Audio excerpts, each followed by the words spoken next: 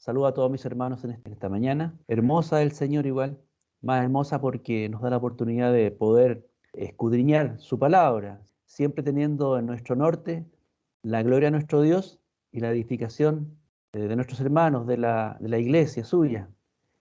Lo que pretendo hoy día es reflexionar respecto a un pasaje que todos conocemos, sabiendo que el Espíritu de Dios ha dejado registrado en las Escrituras todo lo que es necesario para su labor, ¿no es cierto? Llevarnos a Cristo, dárnoslo a conocer, porque de esa manera nosotros aprendemos a conocer y a entender a nuestro Dios y al Señor Jesucristo, y ese conocimiento es para nuestro bien finalmente, edificación y permanencia, usando, como siempre digo, las herramientas espirituales que el Señor nos ha concedido hasta este minuto, poderosas herramientas que nos ha ido dando en este tiempo.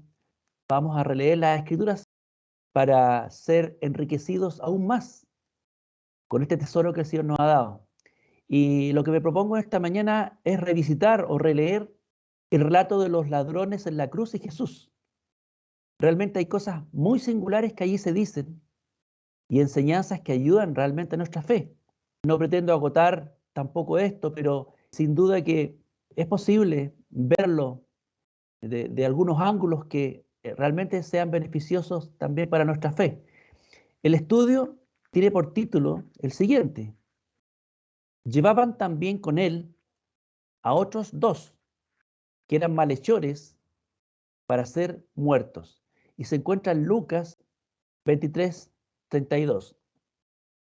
¿Qué podemos decir respecto a este pasaje tan conocido de nosotros y que vamos a volver a releer para ser enriquecidos aún más por el Señor? Lo primero que diremos es que los cuatro evangelistas mencionan este hecho. Mateo, Marcos, Lucas y Juan lo mencionan, pero ellos, sin embargo, difieren en el nivel de detalle que nos entregan respecto a este hecho, siendo el más detallado el registro que aparece en Lucas. El registro de Mateo, por ejemplo, en Mateo 27, es muy breve, muy escueto. Él dice lo siguiente: Mateo 27 dice: entonces crucificaron con él a dos ladrones, uno a la derecha y otro a la izquierda. Ese es el dato que registra Mateo. Luego Marcos registra también brevemente esto, pero agrega una cosa, una comprensión que por el Espíritu le ha dado respecto a este hecho, una breve comprensión. Él dice, Marcos 15:27, dice: crucificaron también con él a dos ladrones, uno a su derecha y el otro a su izquierda. Y se cumplió la escritura que dice: y fue contado con los inicuos. Se dan cuenta, prácticamente calcado el mismo relato, pero agrega una comprensión que el Espíritu le da respecto a lo que significa que nuestro Señor Jesús esté crucificado en medio de ladrones. Y fue contado con los inicuos, él agrega. Y luego me salto a Juan, que él también menciona brevemente esto, pero agrega un dato único que también complementa, porque los evangelistas se complementan para darnos un panorama completo. Dice Juan 19:17, y él, cargando su cruz, salió al lugar llamado de la calavera, y en hebreo Gólgota, y allí le crucificaron y con él a otros dos, uno a cada lado y Jesús en medio. Básicamente el mismo recuento. Y agrega este dato único respecto a lo que pasó después para constatar la muerte de estos malhechores. Dice: y vinieron pues los soldados y quebraron las piernas al primero y asimismo al otro que había sido crucificado con él. Mas cuando llegaron a Jesús, como le vieron ya muerto, no le quebraron las piernas. Y este seguramente es la constatación que el Espíritu le da respecto a lo que la profecía anunciaba, que el Mesías le iba a acontecer, que no romperían hueso suyo. Y aquí vemos que este dato lo consigna Juan. Y luego, lo dejé para el final, tenemos el relato de Lucas. Lucas 23, del 32 al 43, nos entrega entonces el relato muy detallado, Lucas.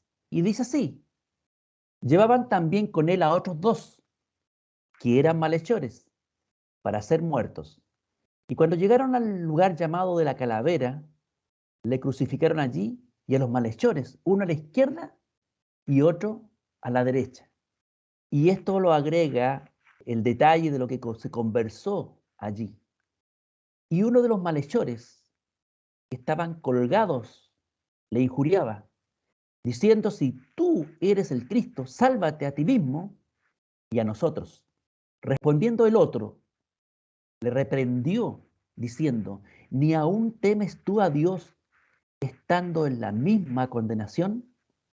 Nosotros, a la verdad, justamente padecemos porque recibimos lo que merecieron nuestros hechos, mas este ningún mal hizo. Y dijo a Jesús: acuérdate de mí cuando vengas en tu reino. Entonces Jesús le dijo: de cierto te digo, hoy estarás conmigo en el paraíso. Ese es el relato de Lucas. ¿Qué podemos decir a modo general de lo que hemos leído? Al menos tres cosas generales. Miren, hermanos, no hay duda acerca de que dos personas fueron crucificadas con Jesús ese día. No hay duda también de que eran malhechores, ladrones, dice un evangelista. Tampoco hay duda de que uno fue crucificado a la derecha y otro a la izquierda, y a Jesús en medio. Y luego están estas interpretaciones que hace Marcos y Juan. Entonces, yo lo que me propongo en esta mañana, Dios mediante, es remitirme al registro de Lucas, porque es el más completo y porque ahí realmente se dicen cosas muy singulares, muy asombrosas, muy profundas. Releo el texto nuevamente para que nos quede muy clarísimo a qué me estoy refiriendo. Voy a leer nuevamente el texto de Lucas. Lucas 23, 32 al 43. Y uno de los malhechores que estaban colgados le injuriaba, diciendo: si tú eres el Cristo, sálvate a ti mismo y a nosotros. Respondiendo el otro, le reprendió diciendo: ¿ni aún temes tú a Dios estando en la misma condenación? Nosotros, a la verdad, justamente padecemos, porque recibimos lo que merecieron nuestros hechos, mas este ningún mal hizo. Y dijo a Jesús: acuérdate de mí cuando vengas en tu reino. Entonces Jesús le dijo: de cierto te digo, hoy estarás conmigo en el paraíso. Tenemos a dos malhechores, ¿cierto?, crucificados contra Jesús, y uno le injuriaba. Vamos a hablar un poquito de este que le injuriaba. ¿Qué decía? Esto: si tú eres el Cristo, sálvate a ti mismo y a nosotros. Pocas veces se comenta sobre esta declaración burlona, despreciativa, injuriosa que hace este malhechor. Sin embargo, hay cosas tremendas que aquí dice, pero tremendas en su malignidad, en la línea de los deseos del diablo, obviamente. Pero vamos a ver cómo se manifiesta esto. Miren, lo primero que me acuerdo al escuchar si tú eres el Cristo, sálvate a ti mismo y a nosotros. ¿No nos recuerda la tentación del diablo a Jesús en el desierto? Le dijo: si tú eres el Cristo, si tú eres el Hijo de Dios, haz esto o aquello. ¿No es cierto? Así él procedió. Y todas las veces, recordemos, siempre el Señor Jesús se defendió usando la Escritura. Un escrito está. Con eso se defendió.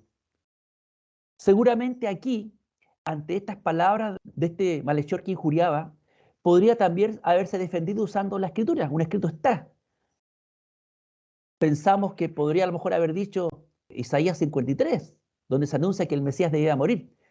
Pero mire, lo cierto, hermanos, es que este ya no era el momento de defenderse. Había llegado su hora, ¿no es cierto? De hecho, estaba en los últimos minutos, podríamos decir. Estaba agonizando en una muerte que era cierta. Era el momento de cumplir la voluntad del Padre para el cual fue destinado. Cordero suyo, para expiar los pecados del mundo mediante el derramamiento de su sangre. Y Cristo sabía muy bien su tiempo. Y este era su tiempo. Y no era el momento de defenderse. Pero la injuria es demoníaca. Absolutamente demoníaca. Ustedes, hermanos, me imagino que han escuchado la palabra iceberg. Una montaña de hielo ese que se da en los polos. Lo curioso de esto es que es una montaña de hielo que asoma una parte muy mínima sobre la superficie. Esa es la que podemos ver. pero hay una gran masa. De hecho, la mayor parte de la masa permanece debajo del agua. Y menciono esto porque esta declaración que escuchamos aquí de este ladrón que injuriaba es también como un iceberg. Vemos estas palabras absolutamente entenebrecidas, ¿no es cierto? Producto de su impiedad. Pero realmente hay malignidad, una profunda malignidad en estas cosas. Realmente son murmuraciones muy perversas. Y vamos a pasar a observar esto brevemente. Antes que nada quisiera decir una cosa. Lo que sí podemos destacar de este hombre injurioso es que no está tratando de ocultar hipócritamente una vida o lo que hay en su corazón. No está tratando de ocultarlo. Como sí, por otro lado, hacían los maestros de Israel, que eran más sofisticados, ¿cierto?, en esta maldad, y ellos buscaban siempre aparecer como justos, aun cuando sus corazones, Jesús dijo, eran sepulcros. Entonces se trata, hermanos, de una persona que vive absolutamente ajena al temor de Dios. No tiene ninguna imagen que salvar. Está, como dicen, en el fondo del barril. Él dice lo que piensa, no trata de ocultar nada, y la verdad que esto podría ser el principio de algo bueno, si le hubiera seguido el arrepentimiento. Pero aquí no vemos por ninguna parte una pizca de arrepentimiento. Es una declaración burlona, injuriosa, maligna, la que está haciendo respecto al Señor Jesús. Es una declaración llena de ignorancia y maldad, lo repito. Podríamos pensar que a lo mejor este hombre alguna vez escuchó en medio de sus fechorías, en estos pueblos chicos, ¿cierto? En medio de la multitud, buscando hacer lo que él siempre hizo, robar o delinquir. Seguramente al pasar ahí escuchó algo respecto a Jesús. La gente diría cosas de él. A lo mejor en esos días antes del juicio había escuchado que a lo mejor iban a matar a alguien que decía ser el Cristo. No sé lo que habrá sabido de Cristo. Pero aquí menciona esa palabra, si tú eres el Cristo, por eso lo menciono. Pero esto no despierta en él la fe necesaria para la salvación. De hecho, despierta un sentimiento muy contrario. Por ninguna parte vemos a los espíritus de Dios operando en este hombre. No lo vemos. Normalmente nosotros solemos ver que acompañan, ¿cierto?, a la operación del espíritu en el corazón del hombre. Nos vemos esta declaración fundamental de la que tanto hemos hablado, de este reconocer que Jesús es el Hijo de Dios, una declaración tan fundamental sobre la cual se funda la iglesia y la cual nosotros, por misericordia de Dios, también hemos llegado a confesar. El punto es que este hombre de ninguna manera logra vincular a Jesús de Nazaret, que es el que estaba al lado, padeciendo, con el Cristo de Dios. No lo logra hacer. Si no, no estaría injuriándolo, ¿cierto? Como aquí leemos. Entonces, todas estas cosas están detrás de esa declaración, hermanos. Y realmente esto no le pasa solamente al ladrón, sino que realmente a todo el mundo que desprecia al Señor Jesucristo. Cuando no se logra, y esto por Espíritu de Dios, ¿no es cierto?, vincular a Jesús con el Hijo de Dios, queda solo desprecio, queda solo escándalo, queda solo avergonzanza de él y señales que son obviamente de reprobación.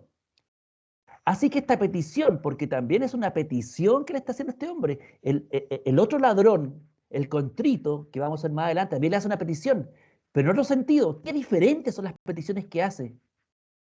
Así que este hombre injurioso también hace una petición a Jesús, despreciativamente, claro está. Si tú eres el Cristo, sálvate a ti mismo y de paso también a nosotros. Una petición muy burlona. Vemos aquí la malignidad del diablo, ¿cierto? Miren, observemos otra cosa más. Resulta claro que no podría ser de otra manera. Él, en esta petición, no pide cosas espirituales. Claro, no tenía el Espíritu de Dios, pero son cosas carnales. Y estas son obvias. Pero yo lo menciono para que podamos poner en contraste las dos operaciones de Dios en dos hombres. Él no pide cosas espirituales, pide cosas carnales. ¿Qué cosas? Hermano, pensemos lo siguiente. El pedir a Jesús que se salve a sí mismo, en el fondo está pidiendo que no se haga la voluntad de Dios, que baje de la cruz. Y esto es diabólico. Está trabajando claramente para los designios del diablo. Está pidiendo, es más, que no muera en la cruz. Y para eso vino, hermano, pero está pidiendo que no muera. Que se frustre el propósito de la redención y que de alguna manera siga viviendo en la carne como cualquier otro ser humano y llegando hasta la vejez. Está pidiendo que no se cumplan las escrituras, que Dios quede de mentiroso. En el fondo, todas estas cosas terribles están detrás de esta declaración. Probablemente él no logre dimensionar todo lo que está diciendo, pero está siendo un instrumento claro de todos estos deseos de siempre que ha tenido el demonio con respecto a la obra de Dios y a su Cristo. Estas son cosas que siempre el diablo ha deseado. Y fíjense ustedes, hay mucha gente que ha entretenido esta posibilidad de que Jesús baje de la cruz y vive una vida normal, más humana, más cercana. Y hay películas y hay literatura que habla sobre esto, de que Jesús tendría una familia y moriría viejo en Francia, como dicen algunos. A muchos les hubiera gustado que esto hubiera sido así, especialmente al diablo. Bueno, el punto, estamos reflexionando sobre este hombre que injuriaba al Señor Jesús para contrastarlo con el otro ladrón a quien toma el Espíritu de Dios y le hace decir cosas asombrosas. Otra cosa que quiero también destacar aquí, el concepto de Cristo que maneja este hombre obviamente deja mucho que desear, no se aproxima en absoluto al concepto bíblico y podríamos entenderlo porque es un hombre impío, absolutamente impío.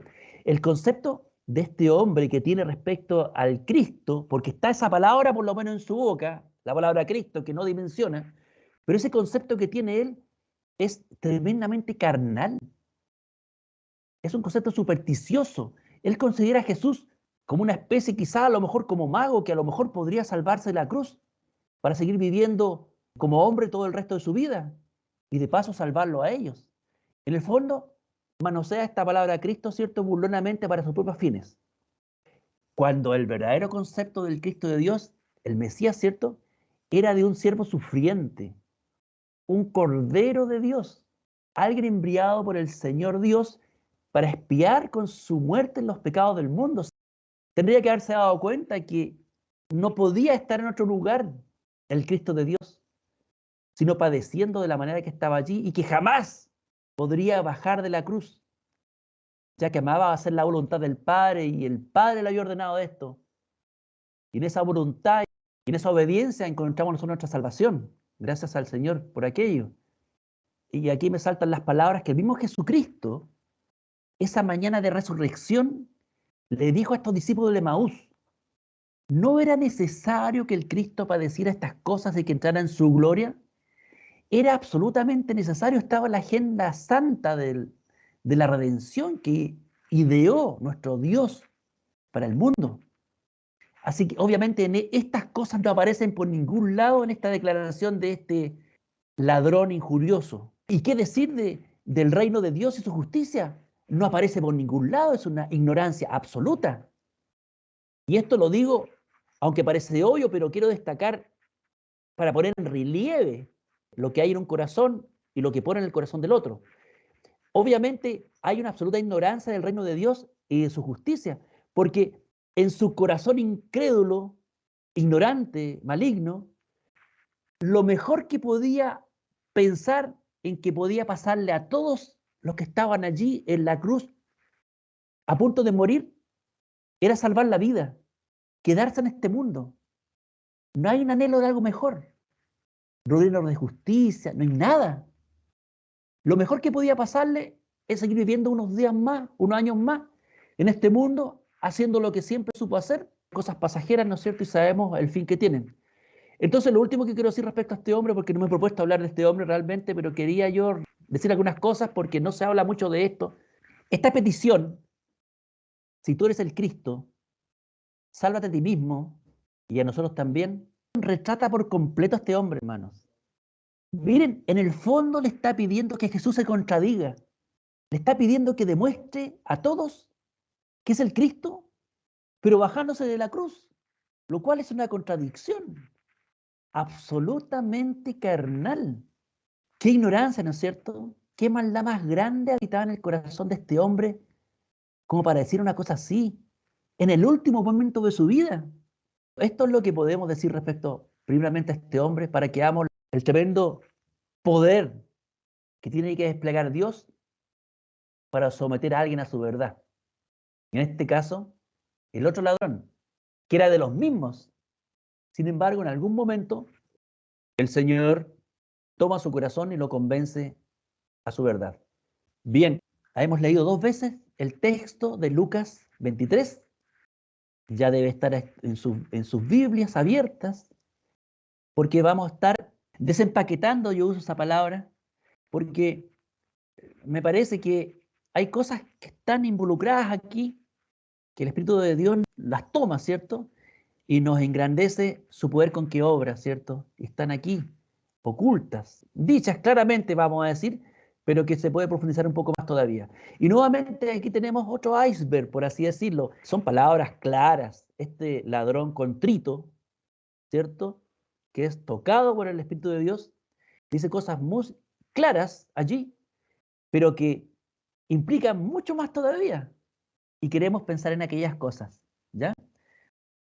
El resumen, tenemos a un malhechor que injuria al Señor Jesús que está agonizando al lado suyo. El Señor Jesús no se defiende. Pero he aquí que el otro malhechor que partió en las mismas condiciones, porque Marcos dice que también le injuriaba. ¿No se contradicen las escrituras? No se contradicen, porque sencillamente este hombre corría con la corriente del mundo tal como todos. Y sin embargo el Señor en un momento dado toma su corazón y le abre los ojos a su verdad. Y ahora le tenemos justamente movido por el Espíritu de Dios a ponerse de parte de Jesús y defender su causa, hermanos. Alguien que era un malhechor, un bandido, alguien que vivió toda su vida sin temor del Señor. Y es más, la carencia del temor al Señor era útil para él porque de esa manera él podía desplegar toda su maldad. Así que esto tenemos, estos son los hechos. Tenemos a un ladrón entonces que comienza a darse cuenta de cosas que al principio no podía ver.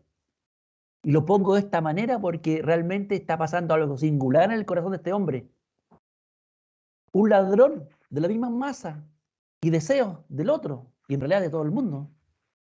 El Señor toma su corazón, ¿cierto?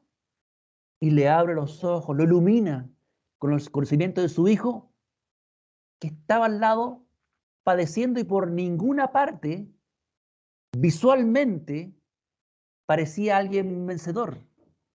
No parecía un rey glorioso. Al contrario, maltratado y a los ojos de todo el mundo, padeciendo una condena por alguna razón. Pero este hombre, por Espíritu de Dios, comienza a ver más allá de lo evidente, porque la fe se la estaba dando el Espíritu de Dios.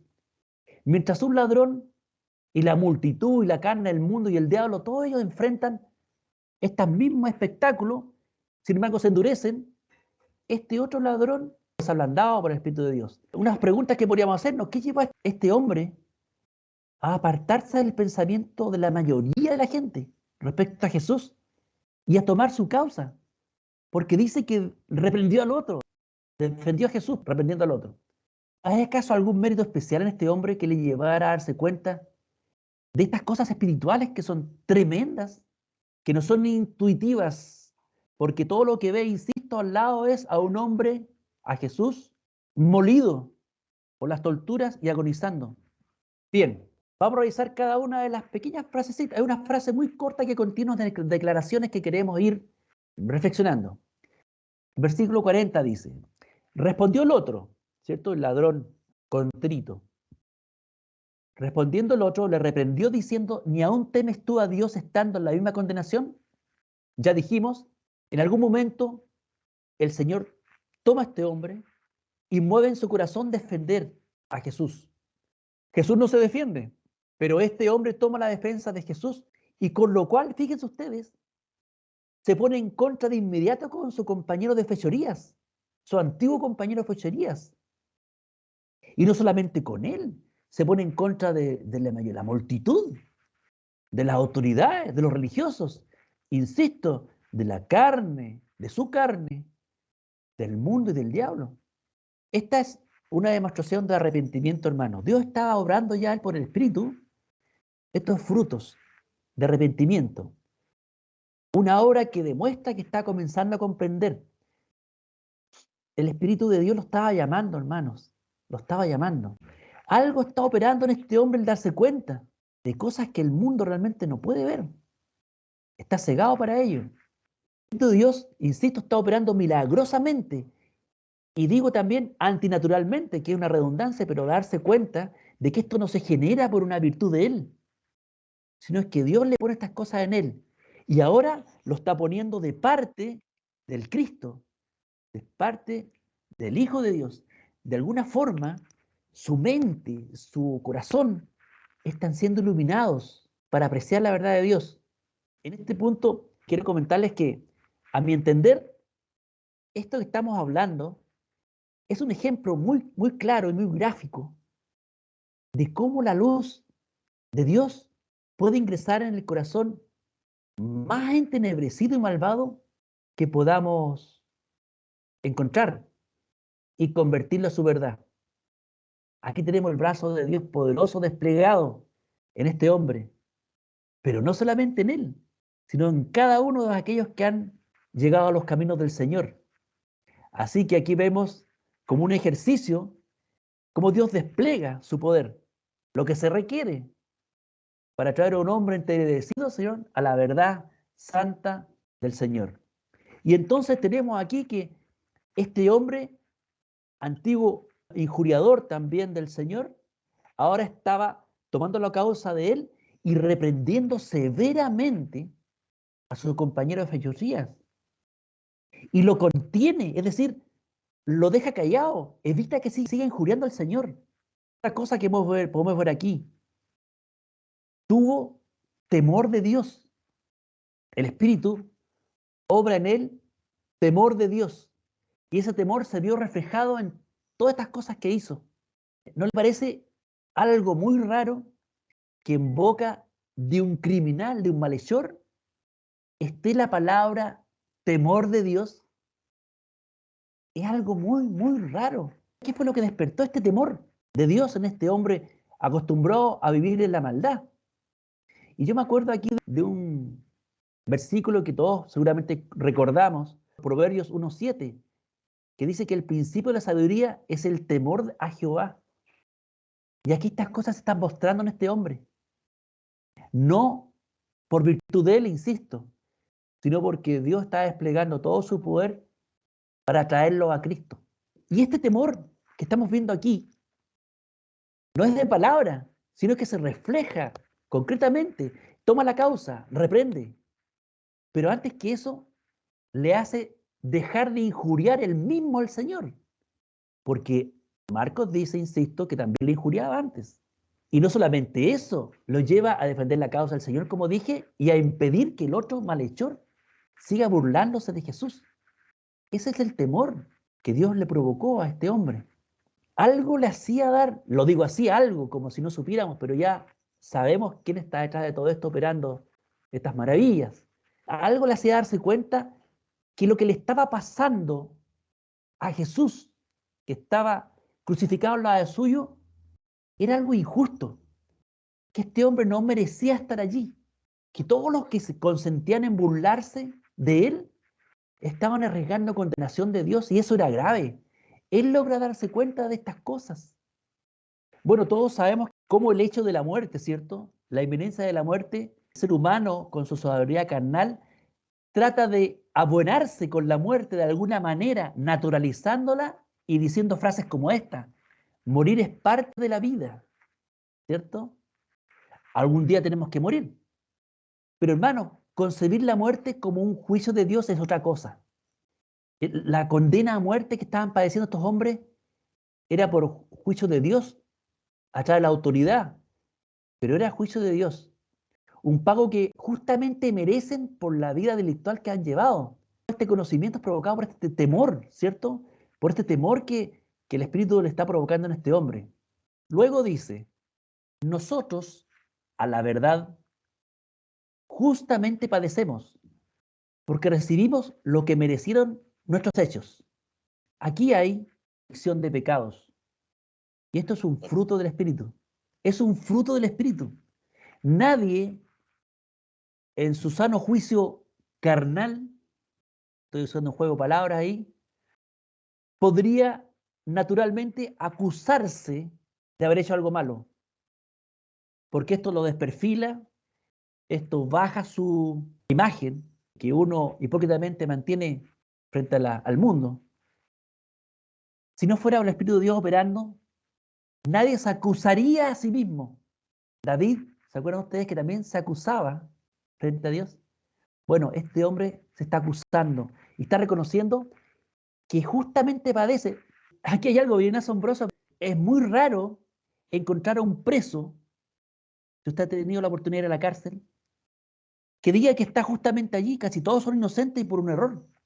Y pueden haber casos, sí, pueden haber casos de eso. Pero la mayoría están padeciendo justamente, pero nadie lo reconoce. Y aquí tenemos a este hombre diciendo que a la verdad, o sea, como algo cierto, algo que todos pueden constatar, que es evidente, justamente padecemos porque recibimos lo que merecieron nuestros hechos. Mire, está haciendo introspección y se está dando cuenta que su vida ha sido una vida de delitos. Y que lo que están padeciendo allí no es una equivocación, sino que lo que merecen es el juicio de Dios. Hermano, si esto no es arrepentimiento, no sé qué podría ser. Arrepentimiento es comenzar a darse cuenta de la gravedad de los hechos. Y esto es un milagro. No se puede generar el hombre. Eso es lo que quiero rescatar. Este hombre ya iluminado por Dios se comienza a dar cuenta de la vida que llevaba. Es como un ciego, ¿cierto? En la imagen del ciego que comienza a percibir cosas que antes no podía ver cuando el Señor le abre los ojos. Pero en este caso, este ciego comienza a darse cuenta de su vida, de lo malvado que había sido. Y es más, si ustedes son más agudos en el espíritu, ¿cierto? En la lectura, se dan cuenta que está aceptando su condena a muerte. Él ya no lucha contra ella, como el otro. Sálvate a ti y sálvate a nosotros también de paso. No, justamente padecemos. Acepta su condena como algo justo. Ya no contradice esto, quizás al principio lo hacía, pero ahora ve claramente qué es lo que merecen, ¿cierto? Evidentemente esto es iluminación del Espíritu de Dios, indudable, para gloria suya. Y luego tenemos esta declaración tremenda, magnífica, mas ningún mal hizo. Es decir, pone su vida y la de Cristo y se da cuenta que en contraste, realmente ellos merecen donde están, pero este otro no merece. Cristo no merece porque no hizo ningún mal. Y ahora me pregunto yo, ¿cuánto habrá conocido este hombre de Jesús como para decir eso? ¿Cuánto tiempo y cuántas cosas conoció de Jesús para llegar a esta conclusión? Yo no lo sé. La Biblia no lo menciona, pero fue lo suficiente como para darse cuenta de que este hombre no había hecho ningún mal y ser movido por el Espíritu de Dios para darse cuenta de eso. Quizás, igual que el otro, en medio de sus fechorías, ¿cierto? En medio de la multitud de donde se ponen los ladrones, en pueblos chicos, en la muchedumbre, escuchaba cosas respecto a este hombre Jesús, pero no creo que más allá de eso. O quizás aquí, estando en la cruz, al ver su comportamiento que tuvo ante la muerte de Jesús, le llamó mucho la atención. No se defendió, no injurió a nadie, sino que perdona a sus enemigos.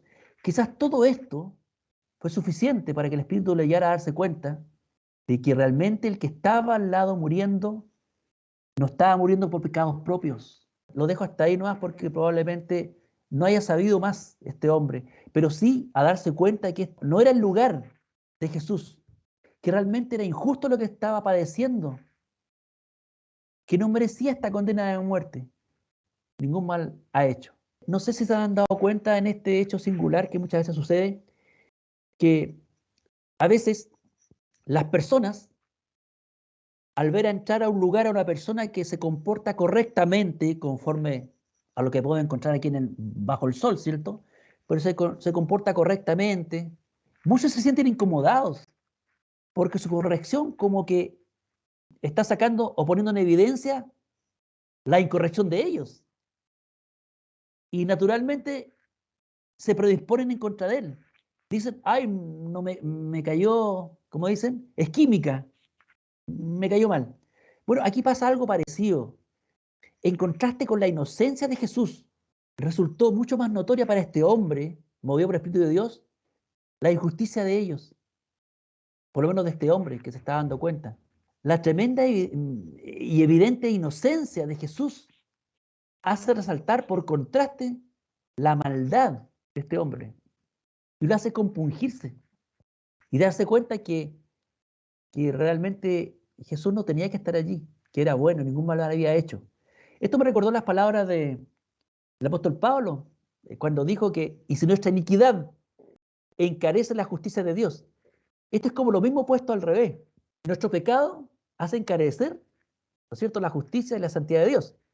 En este caso, la justicia de este hombre santo, Jesús, pone de evidencia y hace resaltar la impiedad de estos hombres. Pero obviamente esto es perseguido solamente por aquellos que, y por este hombre, a quien el Espíritu de Dios estaba tomando poderosamente para convertirlo a su verdad.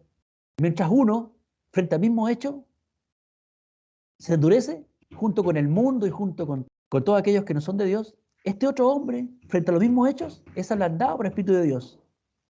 Y ya sabemos por qué sucede esto. Ahora vamos a la petición que hace este hombre contrito, ¿cierto? Movido ya por el Espíritu de Dios, le hace al Señor Jesús. Ya vimos que el otro también había hecho una petición burlona, despreciativa, pero este hace una petición que es movida sinceramente por el Espíritu de Dios. Él dice, acuérdate de mí cuando vengas en tu reino.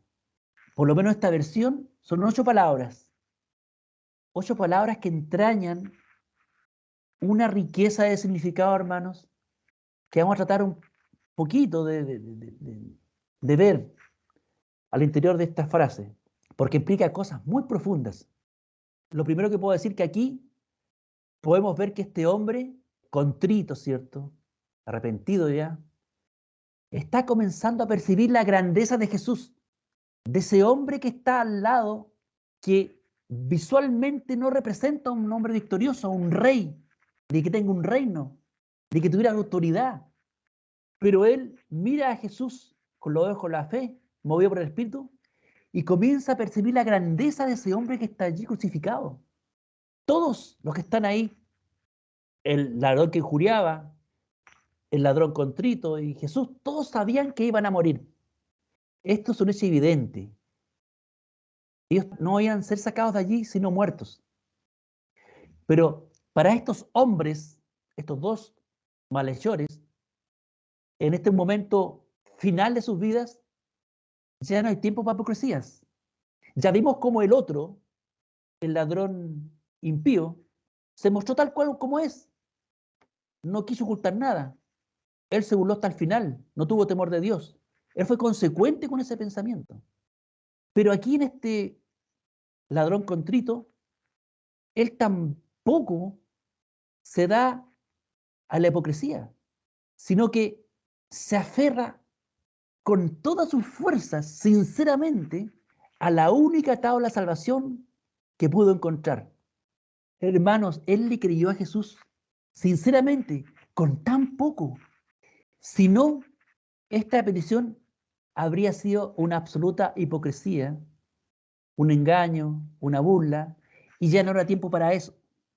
El Espíritu de Dios lo estaba moviendo y esta petición realmente es absolutamente sincera, porque no sale de su corazón entenebrecido, sino que movido por el Espíritu de Dios que estaba operando poderosamente en su corazón. Acuérdate de mí cuando vengas en tu reino. Y esto significa muchas cosas más, hermanos. Con estas palabras está reconociendo que Jesús, ese hombre que está muriendo, que no por ningún lado se ve como un rey ni un victorioso, ese hombre lo reconoce que es un rey y que tiene un reino. En sus palabras vemos que él está reconociendo que Jesús es un rey y que tiene un reino Mire, qué contraste con el pensamiento de toda la gente que estaba allí. Acuérdense ustedes que las autoridades habían puesto burlonamente, ¿cierto? Para aumentar más el desprecio, un cartel sobre la cruz de Jesús diciendo, Jesús, rey de los judíos. Y esto trajo mucha incomodidad, pero bueno, finalmente nadie creía eso. Sin embargo, este hombre que estaba allí, este ladrón contrito, miraba a este Jesús bajo ese letrero, burlón, y sin embargo, contra todo el pensamiento del mundo, él sí creyó que era un rey,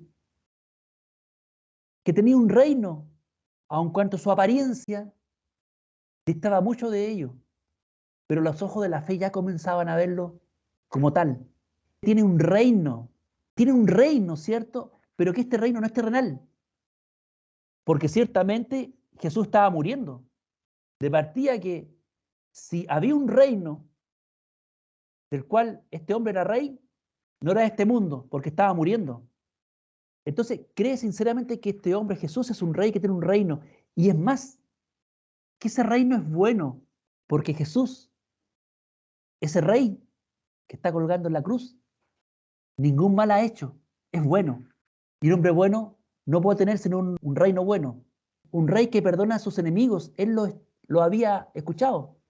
Un reino en el cual quizás él como pecador podría tener cabida. Y se aferró. Sinceramente, hermanos, no es una frase exagerada, algo producto de su desesperación, una locura, un arrebato de su dura.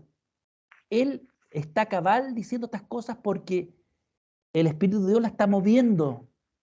Y entonces, en estas palabras, acuérdate de mí, cuando dejes en tu reino. Hermanos, Él no está haciendo otra cosa sino anhelando ese reino. Él está anhelando ese reino. En contraste con el otro ladrón que pensó solamente en cosas carnales, ¿cierto? Para seguir en deleites en este mundo y con la vida que él siempre había conocido. Sin embargo, él está anhelando ese reino que de alguna manera no es terrenal, de cuál es rey este hombre que está crucificado al lado y que cree firmemente que es un rey y que tiene un reino justo, porque ningún mal ha hecho. Nunca un hombre con tan poco ha reconocido tanto. Pero esto para gloria de Dios. Pero sí conoció lo suficiente como para que el Espíritu moviera en él este deseo. Del otro hombre, que también me recuerdo, y puede haber más también, y yo me estoy saltando, pero me recuerdo de otro, Natanael, en otras circunstancias.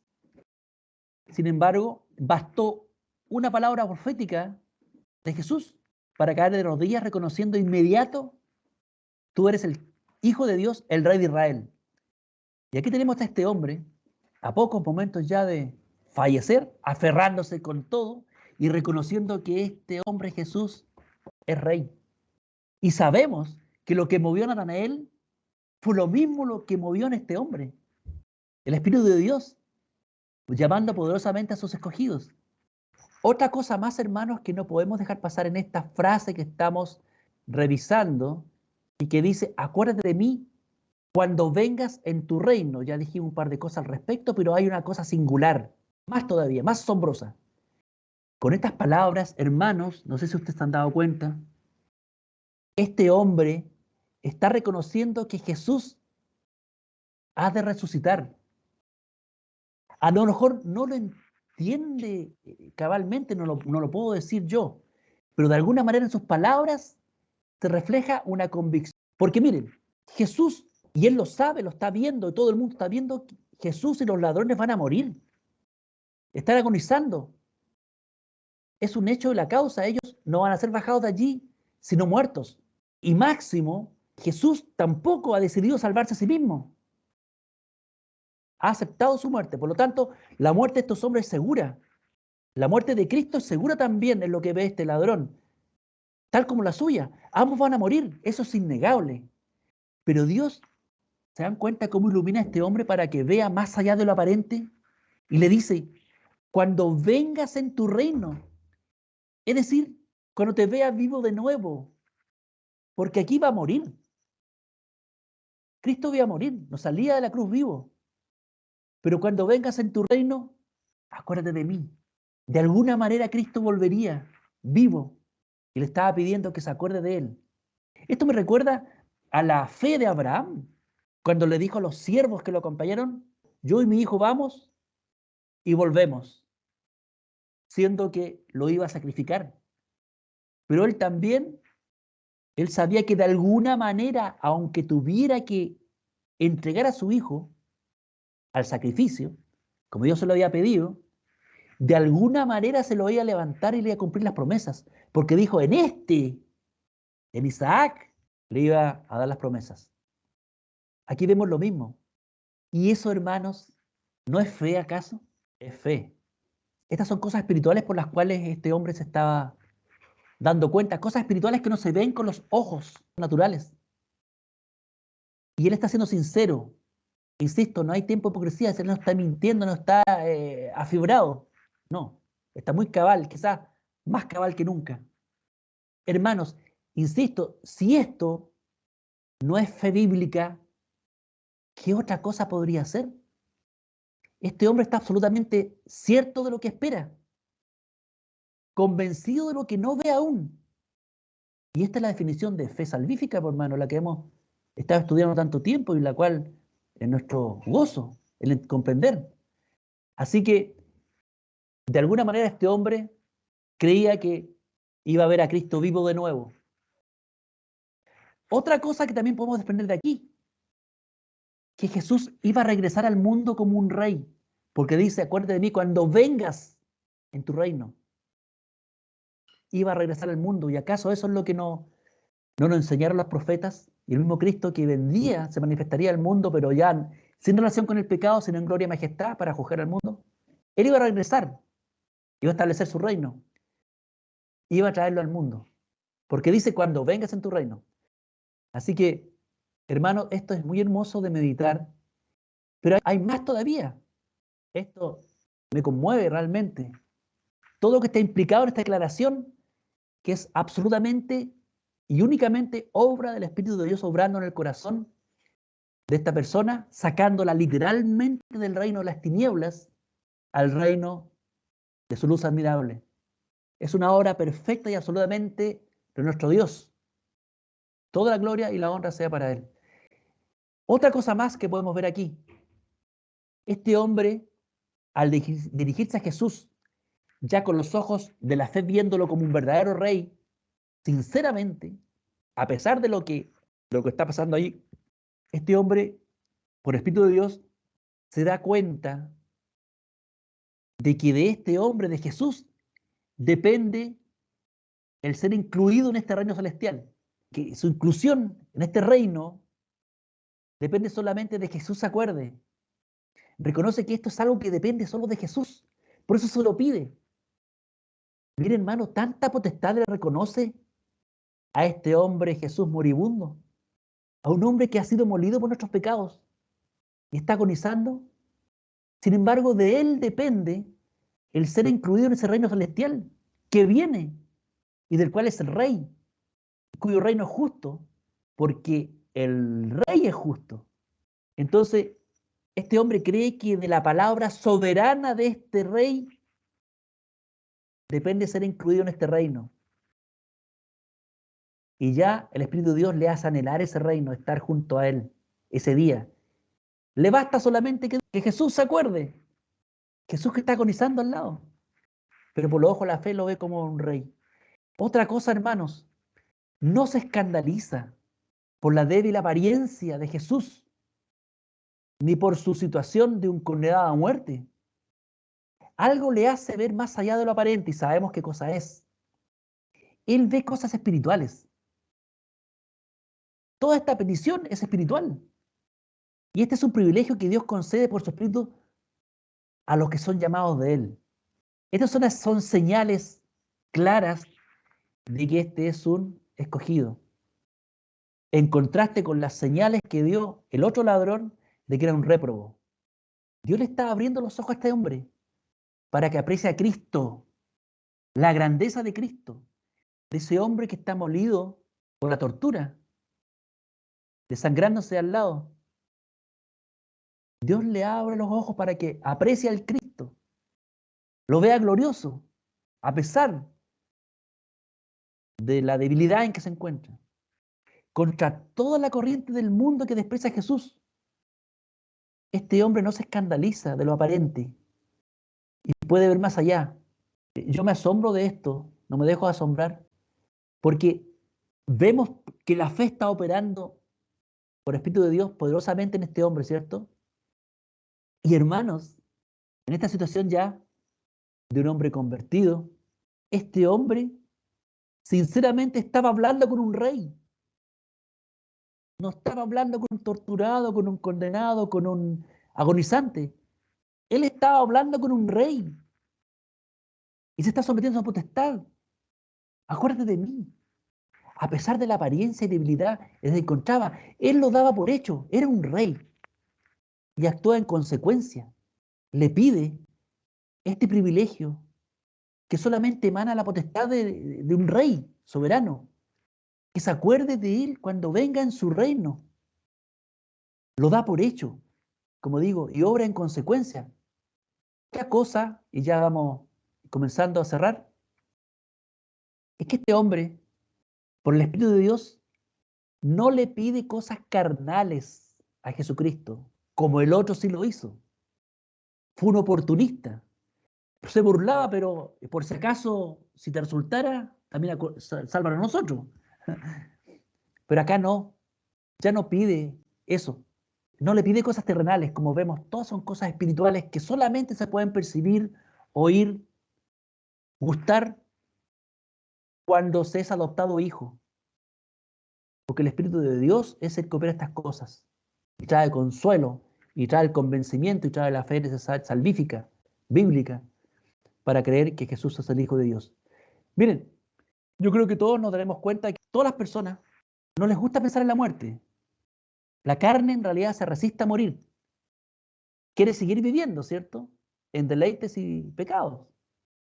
Lo natural entonces es aferrarse a la vida para seguir viviendo como nos place, tal como hizo el ladrón burlón, ¿cierto? El que injuriaba a Jesús. Él quería, si se podía, que se salve Jesús y ellos bajar también, ser salvados, para seguir seguramente viviendo carnalmente. Pero este hombre acá, este ladrón contrito, ya no le pide al Señor que lo salve de esta muerte. Él la acepta, como juicio de Dios incluso. Él no ve como lo mejor que le pueda pasar es seguir viviendo en la carne. Por el Espíritu de Dios, él ya no quiere seguir viviendo en este mundo. Ha puesto los ojos en ese reino que trae este rey. Bueno, más bien busca las cosas del reino, hermanos. Y esto ya nos va diciendo mucho de él. Busca las cosas del reino. ¿Dónde está ese rey? Bueno, porque percibe que estar allí es mucho mejor que quedarse en el mundo. Amén. Estar en el reino de este hombre bueno es mucho mejor, hermanos. Y él quiere ser parte de ello.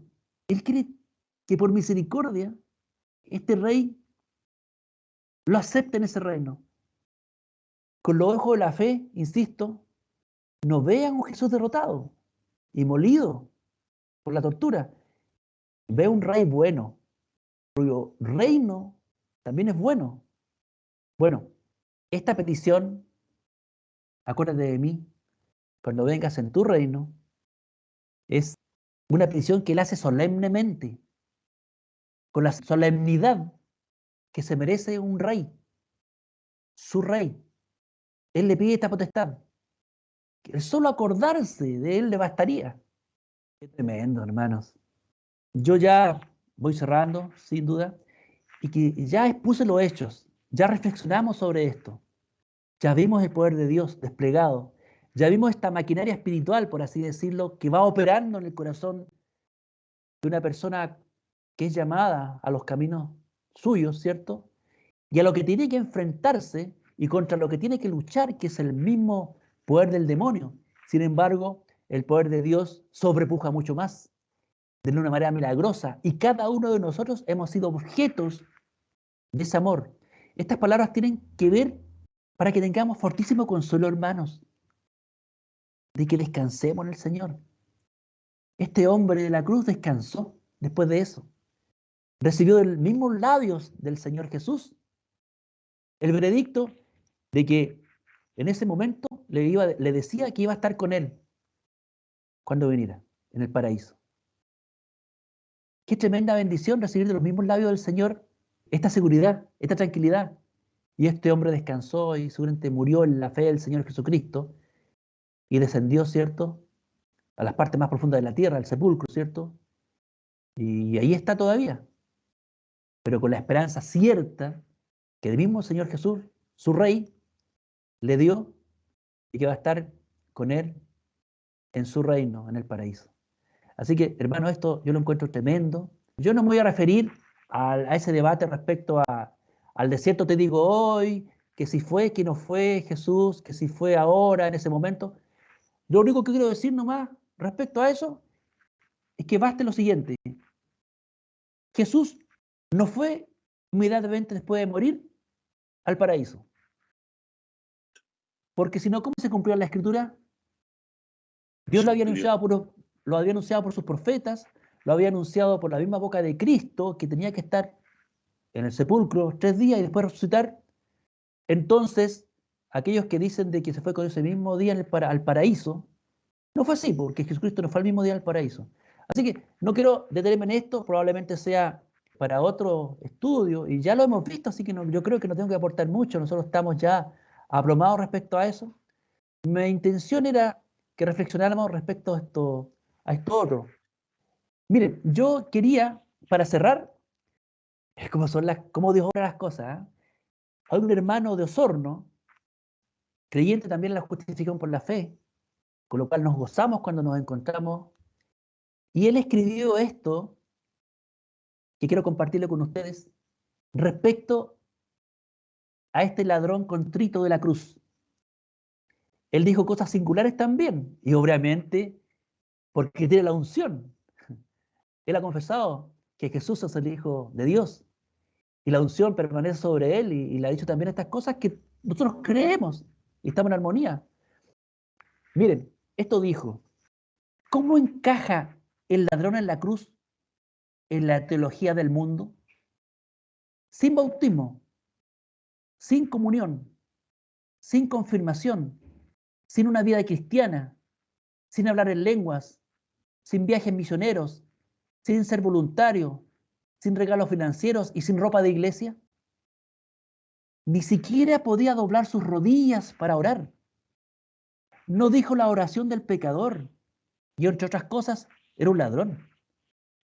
Jesús no tomó su dolor, sanó su alma y golpeó a sus escarnecedores. Sin embargo, fue un ladrón que tuvo promesa de los mismos labios de Jesús de entrar en el paraíso. Simplemente creyendo, no tenía nada más que ofrecer, aparte de su creencia de que Jesús era quien decía que era. Sin giros de teólogos brillantes, sin ego ni arrogancia, sin máquina de neblina, donas ni café en el vestíbulo. Solo un moribundo desnudo en una cruz que ni siquiera puede cruzar las manos para orar. Porque de tal manera amó Dios al mundo que dio a su Hijo unigénito para que todo el que cree en Él no se pierda, mas tenga vida eterna. Aquí veo unas comillas. Por lo tanto, quizás este hermano citó las palabras de alguien más, pero sin duda son palabras a las cuales yo me adhiero también. Y termino diciendo lo siguiente. Realmente espero que hayamos podido apreciar un poco más la grandeza del poder y del amor de nuestro Dios, que opera de tal manera en los corazones de sus escogidos. Esto mismo ocurrió con cada uno de nosotros, que hoy día confesamos sinceramente que Jesús es el Hijo de Dios. También ocurrió con Pablo camino a Damasco, ¿cierto? Cuando fue visitado por Dios y se dio cuenta de la impiedad de su conducta, que lo llevaba a perseguir celosamente a los cristianos y a consentir en su muerte, ¿se recuerdan? Tanto el Señor convirtió su corazón de Pablo que llegó a considerarse el peor de los pecadores, incluso peor que este malhechor. Y en realidad creo que realmente cada cristiano sinceramente se disputa ese lugar.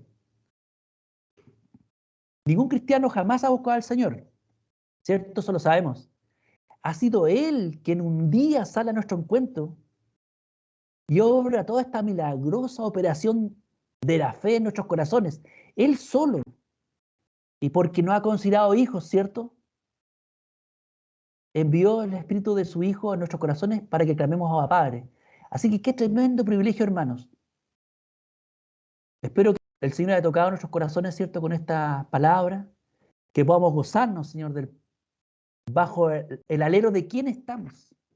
Así que toda la gloria y la honra sean para nuestro Dios y para su Hijo Jesucristo. Amén. Amén, hermano Alex. Quería decir algo que usted no dijo, que lo dijo en otra oportunidad. Este ladrón hizo el mejor robo de su vida. Arrebató el reino de los cielos. Muy bien. Pastor, lo dijo con su comentario. Sí, es cortito. Solamente aquí tenemos otra ganancia importante junto con la gran multitud que se retiró ese día que Cristo murió pegándose en el pecho. Ustedes saben aquí que en el libro de Lucas lo dice, no me voy a remitir a eso, sino que me voy a remitir a la frase final que dijo Jesús y quién la escuchó. Miren, en Lucas 23:44 dice, cuando era como la hora de sexta, fueron hechas tinieblas sobre la tierra hasta la hora de nona y el sol se oscureció y el velo del templo se rompió. Entonces Jesús clamando a gran voz, miren, en el momento que el velo del templo se rompió, justo en ese momento, y habían tinieblas, ¿cierto? Se oscureció todo, como que Dios estaba participando en mostrar su tristeza, entiendo yo, porque yo entiendo que Él controla estas cosas, y el velo del templo se rompió por medio, entonces Jesús clamando a gran voz, dijo, Padre, esta es la palabra clave, en tus manos encomiendo mi espíritu. Y habiendo dicho esto, expiró. Y hay un testigo inmediato porque estaba al lado, que es el centurión, dice, y como el centurión vio lo que había acontecido, y entiendo que escuchó también lo que dijo Jesús, dio gloria a Dios diciendo, verdaderamente este hombre era justo. ¿Ya? Y ahora si lo leemos esto en Marcos, el 15, dice del verso 37 en adelante, más Jesús dando una grande voz, entiendo que es prácticamente un grito, expiró. Pero no dice lo que dice Lucas, Padre, tu mano comiendo mi espíritu, pero aquí registra que dijo algo a gran voz antes de morir, y se entiende que debe ser porque la última frase que registra Lucas es, Padre, tus manos encomiendo mi espíritu. Al encomendar en manos del Padre, estaba reconociendo que Dios era su Padre, estaba testificando que Dios era su Padre. Dice el verso 38, entonces el velo del templo se rasgó. Es decir, aquí el evento es ordenado por Marcos en la rotura del velo, inmediatamente después que Cristo declaró que en manos del Padre entregaba su espíritu. Dice, y aquí está, como lo registró Marcos en el verso 39, lo que el centurión pensó o dijo, y el centurión que estaba delante de él, viendo que había expirado, o sea, escuchó la palabra final que dijo, y que registra Lucas, el centurión dio testimonio y dijo, verdaderamente este hombre era hijo de Dios. ¿Por qué? Porque Lucas registra, Padre, en tus manos encomiendo mi espíritu. Y el centurión, por el espíritu, entendió que verdaderamente este era hijo de Dios porque se había referido a Dios como su padre. Así que aquí queda el testimonio del centurión registrado que dice, este hombre era justo, pero también luego llegó a la comprensión o implicaba lo mismo que equivalía a entender que este hombre era hijo de Dios. ¿Por qué dice que era hijo de Dios? Porque al decir, Padre, en tus manos encomiendo mi espíritu, estaba llamando Padre al Dios único nuestro que tenemos en los cielos. Entonces, gozoso de saber que el centurión llegó a la comprensión de que Jesús es el Hijo de Dios. Y eso es lo que nos trae perdón de pecados y vida eterna. Gracias, hermano. Eso quería comentar.